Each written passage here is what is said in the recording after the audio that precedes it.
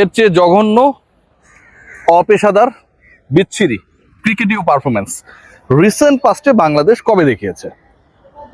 বাংলাদেশ দল টি-20 ফরম্যাটে, মানে বাংলাদেশের অতি সাম্প্রতিক সময়ের যদি বিভিন্ন ফরম্যাটের ক্রিকেট এবং পারফরমেন্সকে বিশ্লেষণ করা হয়, তাহলে ওয়ানডেটা সবচেয়ে পিছিয়ে পড়া একটা ফরম্যাট বলতেও পারেন। কারণ ওয়ানডেতে বাংলাদেশের বিশ্বকাপ খেলা নিয়ে একটা জটিলতা তৈরি হয়েছিল কদিন আগেও। এখন বাংলাদেশ মোটামুটি একটা অবস্থায় রয়েছে টানা 4টা সিরিজ জিতে। কিন্তু বাংলাদেশের সবচেয়ে ফেভারিট ফরম্যাট না হয়েও কনসিস্টেন্সি ছিল, পারফরমেন্স ভালো। তার একটা গত 5 সিরিজের, এই সিরিজের আগে 4টায় যেটা টি-20, সেই টি-20 ফরম্যাটে অবশেষে বাংলাদেশ এমন অপেশাদারিত্ব, অপরিপক্কতা দেখি অস্ট্রেলিয়ার বিপক্ষে আজকের ম্যাচে পরাজয়ের মাধ্যমে হোয়াইট ওয়াশ রেজিস্টার করলো।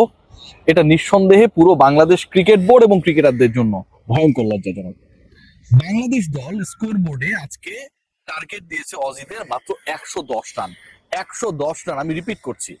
এবং সেই 110 রানের টার্গেট অস্ট্রেলিয়া পেরিয়ে গেছে 11 ওভারে। 11 ওভারে তারা 110 করে ফেলেছে, 112 করেছে। এবং এই 11 ওভারে অস্ট্রেলিয়া যে 112 রান করলো বা 110 পেরিয়ে গেল, তার 80 রান করেছে তারা বাউন্ডারি ওভার বাউন্ডারি থেকে।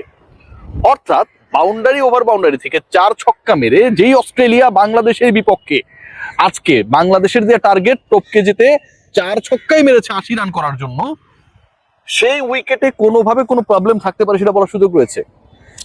টিম ডেভিডকে দেখছেন কি আনন্দ আকাশে বাতাসে, সুজুকি জিক্সার বাইক চালাচ্ছেন, ঘুরছেন, আমাদের দিকে তাকাচ্ছেন। আজকে এই আনন্দ আকাশে বাতাসে হওয়ার কথা ছিল বাংলাদেশের, কিন্তু এন্ড অফ দ্য ডে সাগরিকার এই মাঠে টিম ডেভিড ঠিক যেভাবে বাইক চালাচ্ছেন, ব্রেক করছেন, চাইলে গতি বাড়াচ্ছেন, কমাচ্ছেন, যেন পুরো এক্সিলারেশনের লাটাই অস্ট্রেলিয়ার হাতেই ছিল। খেয়াল করে দেখবেন যে আজকে বাংলাদেশ দলের যে 11 জন ব্যাটার ব্যাট করেছে, বাংলাদেশ দল শেষ পর্যন্ত 8 উইকেট হারিয়ে 109 রান করেছে। সেই 11 জন ব্যাটারের মধ্যে মাত্র দুজন ক্রিকেটার ডাবল ডিজিটে যেতে পেরেছেন। ভয়ঙ্কর তথ্য। তাদের একজন, আবার দুজন ক্রিকেটার ডাবল ডিজিটে যেতে পেরেছেন। তাদের একজন হচ্ছেন তাওহিদ হৃদয় একলা করেছেন এখানটায় 61-51 বলে, আর আরেকজন হচ্ছেন রিশাদ হোসেন, তিনি করেছেন 16। অর্থাৎ হৃদয় এবং রিশাদের 61 আর 16 যদি যোগ করা হয় তাহলে যারা 77, 10টা এক্সট্রা 87। বাংলাদেশ দল করেছে 109, বাকি সবাই মিলে করেছে মাত্র 22 রান। আজকে বাংলাদেশ এই যে বাকি সবাই মিলে 22 রান করেছে, এখানটাও বিশ্ব রেকর্ড করেছে। বাংলাদেশের ব্যাটিং ডিপার্টমেন্টের টপে যদি দেখেন, তানজিদ হাসান তামিমের আজকের আউট নিয়ে আসলে বলার কিছু নেই। হি ওয়াজ রিয়েলি আনলাকি। আগের ম্যাচেও দারুণ করেছিলেন, 200 স্ট্রাইক রেটে ব্যাট করেছিলেন। বাংলাদেশের জয়ের একটা সম্ভাবনা যতটুকু তৈরি হয়েছিল সেখানটায় তানজিদ তামিমের একটা বড় রোল ছিল। সাইফ হাসান 9 বল খেলে 1 রান করেছেন, এর থেকেও dangerous. Parvez Hossain Emon promoted to number 3। তিনি চিন্তা করলেন সাইফ যদি 9 বল খেলে 1 রান করতে পারে, তাহলে এমন কিছু একটা করতে হবে যেন সাইফের থেকে ইমন বেশি আলোচনায় থাকেন। গত ম্যাচে যে ইমনকে আমরা প্রশংসায় ভাসিয়েছি, আজকে সেই ইমন ব্যাট আর বলের কানেকশন করতে পারেন নাই। তিনি সাইফকে ক্রস করে গেছেন না, রান তিনি একই করেছেন, কিন্তু বল খেলেছেন 13টা। এই যে 13 বলে ইমন করলেন 1 রান এবং তার স্ট্রাইক রেট হচ্ছে 7.69। ইন্টারেস্টিং তথ্য কি জানেন? টেস্ট খেলুড়ে যে দেশগুলো রয়েছে, রিফাত এমিল আমাকে বলছিল, আমাদের ছোট ভাই, যে টেস্ট খেলুড়ে যে দেশগুলো রয়েছে, সেই টেস্ট খেলুড়ে দেশগুলোর মধ্যে ন্যূনতম টি-20তে 13 বল খেলা কোনো একজন ক্রিকেটারের সর্বনিম্ন স্ট্রাইক রেট হচ্ছে পারভেজ হোসেন ইমনের। ভাবা যায়, পারভেজ হোসেন ইমন 1 রান করতে খেলেছেন 13 বল, সাইফ হাসান 1 রান করতে খেলেছেন 9 বল। এই দুজন মিলে 2 রান করেছেন 22 বলে। বাংলাদেশ দল যেই পিচকে, যেই উইকেটকে অনেকটা যেন মিরপুরের ধানক্ষেত আমাদেরকে ভাবতে বাধ্য করছিল ডিউরিং দেয়ার ব্যাটিং ইনিংস, সেখানটায় অস্ট্রেলিয়া 112 করেছে মাত্র 11 ওভারে। বাউন্ডারি ওভার বাউন্ডারি থেকে নিয়েছে 80 রান। একটু আগে যেটা বলছিলাম, কেন বলা হচ্ছে যে অপেশাদার, কেন বলা হচ্ছে অপরিপক্ক, কেন বলা হচ্ছে যে বাংলাদেশ আসলে যেভাবে হেরেছে এটা আসলে ব্যাখ্যাতীত। এই পরাজয়কে নিয়ে আলোচনা করতে গেলে লজ্জা লাগে। খেয়াল করে দেখুন বাংলাদেশের যে দলটা, এই যে দেখুন এখানে একটা জটলা হয়ে গেছে, ডেভিডকে কেন্দ্র করে সবার মধ্যে আলোচনা চলছে, তাই না? They actually played a very professional cricket. But বাংলাদেশের যে দলটা, তারা কতগুলো অপেশাদারিত্বের পরিচয় দিয়েছে। আজকে বাংলাদেশের লাস্ট ম্যাচ, বাংলাদেশ টেস্ট খেলতে একটা গ্রুপ চলে গেছে জিম্বাবুয়েতে, আরেকটা গ্রুপ যাবে এবং টেস্টে যেহেতু মুস্তাফিজুর রহমান নাই, তার অপরন্ত সময়, ব্রেকের অপরন্ত সময়, ঠিক যেমন এই মুহূর্তে আয়েসে সময় কাটাচ্ছেন টিম ডেভিড। সেই মুস্তাফিজকে আজকে বাংলাদেশে এরকম একটা গুরুত্বপূর্ণ ম্যাচে খেলানো হলো না, 1 number point. 2 number point, Bangladesh আজকে গত ম্যাচে যদি খেয়াল করেন, বাংলাদেশ কিন্তু হেরে গেলেও বাংলাদেশ চেজিং এর জন্য যে ইফোর্টটা দেখিয়েছিল, নিয়েছিল, শেষ পর্যন্ত আনলাকিলি তারা সেটাকে অ্যাচিভ করতে পারেনি। বাট চেজিং এ বাংলাদেশ যে ভালো করতে পারে সেই ব্যাপারটা ক্লিয়ার ছিল, যে আমাকে টার্গেট দিলে আমি ভালো করতে পারি। আজকে টস জিতে বাংলাদেশ এই ওভারকাস্ট সিচুয়েশনে সাগরিকায় কি ডিসিশন নিল, যে তারা ব্যাটিং করবে। 2 নাম্বার ভুল ডিসিশন। আজকে বাংলাদেশ কিছু পরিবর্তন এনেছে, সেই পরিবর্তনের একটা গুরুত্বপূর্ণ জায়গা হচ্ছে নুরুল হাসান সোহান।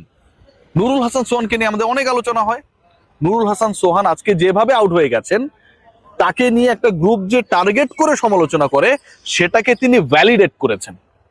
4 নাম্বার পয়েন্ট, শামীম হোসেন পাটোয়ারি, ওই 5-6 সোহান এন্ড পাটোয়ারি গত ম্যাচে ব্যর্থ করেছেন। তাকে পুরোপুরি টার্গেট করে অফ স্ট্যাম্পের বাইরে বল করলেই শামীম পাটোয়ারি পারে না, সেই ঘটনাটাই তিনি ঘটিয়েছেন।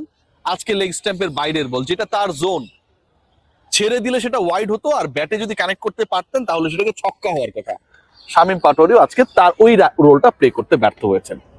তাওহিদ একলা ফাইট করেছেন, but no one there to help him, no one there to assist him, no one there to make a good partnership for putting a very good or smart total.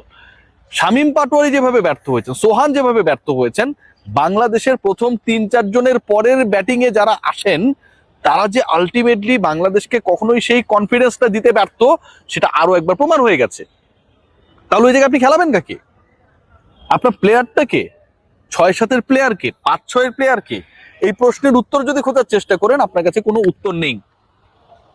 একটা দল ওয়ানডেতে এত ভালো করলো, ওয়ানডেতে অস্ট্রেলিয়াকে অলমোস্ট হোয়াইট ওয়াশ করে দিচ্ছিল, last ম্যাচে যেভাবে Shariful comeback করলেন, বাংলাদেশকে ঘুরিয়ে দিলেন, সেই দলটা টি-20-তে যেন সত্যিকার অর্থে ওই যে একটা সময় ছন্ন ছাড়া হতশ্রী বাংলাদেশ, সেই বাংলাদেশে পরিণত হয়ে গেছে। এবং সেই বাংলাদেশ, এই বাংলাদেশ আপনি যদি মেলানোর চেষ্টা করেন, কোনোভাবে কোনো মিল খুঁজে পাবেন না। এন্ড অফ দ্য ডে এই দলের যে স্বাধীনতা, সেই স্বাধীনতা দলের সিলেকশনের সাথে যারা জড়িত, ডিসিশন মেকিং এর সাথে যারা জড়িত, প্রেসিডেন্ট তামিম ইকবাল চান যে তাদের ব্যাপারে কোনো ইন্টারফেয়ার করবেন না, সেটা আসলে তারা কি ডিজার্ভ করেন কিনা, সেটাও একটা বড় প্রশ্ন।